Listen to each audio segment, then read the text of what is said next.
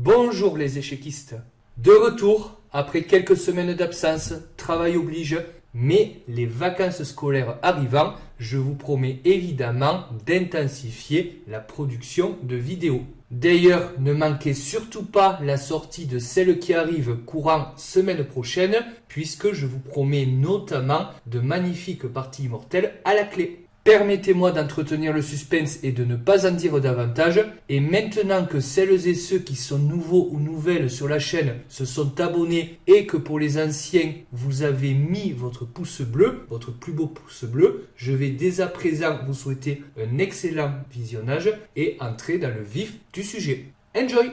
Alors notre sujet, il est éminemment tactique puisqu'un petit entraînement de temps à autre, ça ne peut surtout pas faire de mal. Avec un joueur d'exception, j'ai nommé Peter Leko et en plus d'être un joueur d'exception, véritablement un commentateur hors pair d'événements échiquiens aujourd'hui encore. Peter Leko, joueur d'échecs hongrois qui fit match nul en 2004 contre le champion du monde régnant Vladimir Kramnik, donc dans un match de championnat du monde, et sur le score de 7 partout, eh bien Leko s'inclina et Kramnik, fort des règles qui stipulaient qu'en cas d'égalité, le champion du monde gardait sa couronne, eh bien resta champion du monde face à un Leko qui évidemment n'a pas démérité. Mais ça, c'est une autre histoire. Et maintenant, je vous propose de passer au puzzle du jour, puisqu'à la base, c'était ça l'idée de la vidéo, non? Alors, nous sommes en 2006, lors de l'événement spécial de Morelia Linares. Alors, pourquoi est-ce que je parle d'événement spécial?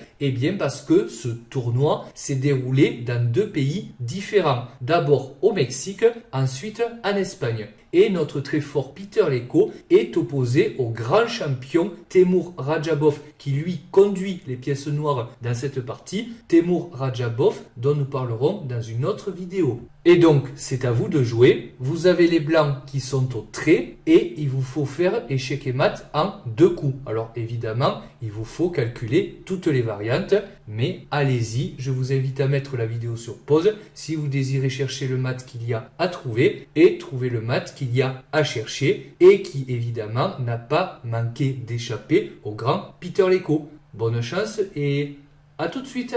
Alors, si vous avez trouvé ce coup, je vous félicite chaleureusement.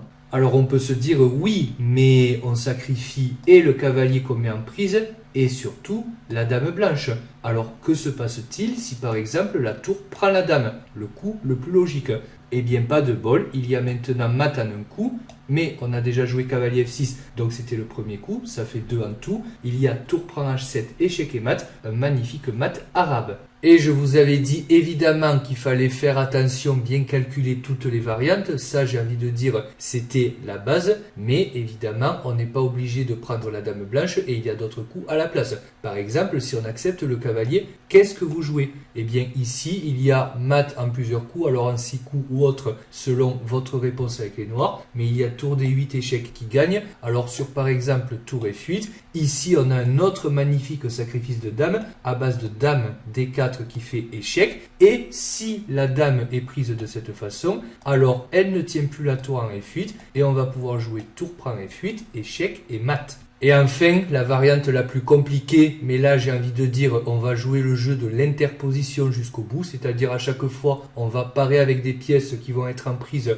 pour retarder l'échec et mat, mais finalement, rien de si compliqué que ça. On va continuer par tour D8, échec, donc on est toujours sur le sacrifice du cavalier, mais cette fois, les noirs vont parer avec leur dame. Donc évidemment, on va prendre la dame, ça fait échec, tour prend F8, dame D4 maintenant échec, alors qu'on pourrait jouer tour E5, mais on va prendre la tour, ça fait échec. Tour F6, pareil, on va interposer, mais dame prend F6 échec, roi G8 et dame G7 échec et mat.